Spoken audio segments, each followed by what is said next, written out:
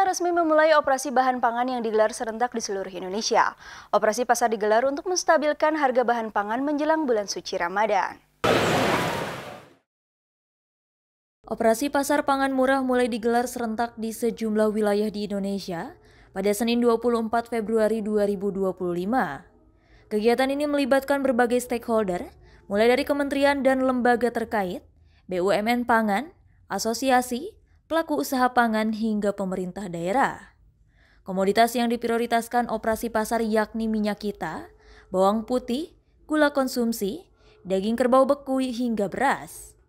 Menteri Pertanian Amdi Amran Sulaiman mengungkapkan bahwa operasi pasar yang melibatkan PT Pos Indonesia telah digelar di sekitar 300 titik. Operasi pasar digelar untuk menjaga stabilitas bahan pangan menjelang bulan suci Ramadan. Tolong kami minta dibina. Kita ingin semua di bulan suci Ramadan ini berpuasa. Dalam bulan suci Ramadan harga pangan stabil, kita melaksanakan ibadah puasa dengan baik.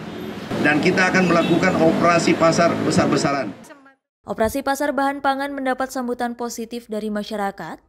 Bahkan bahan pangan di operasi pasar yang lebih murah membantu masyarakat mengurangi beban ekonomi.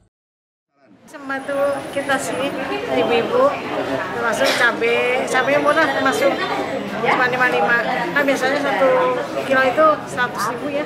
Selain cabai apa? Selain cabai, gula di sini 15.000. Kalau di luar kan, kalau di warung itu bisa 20. Cuman kalau di supermarket 17.500. Lumayan bedanya.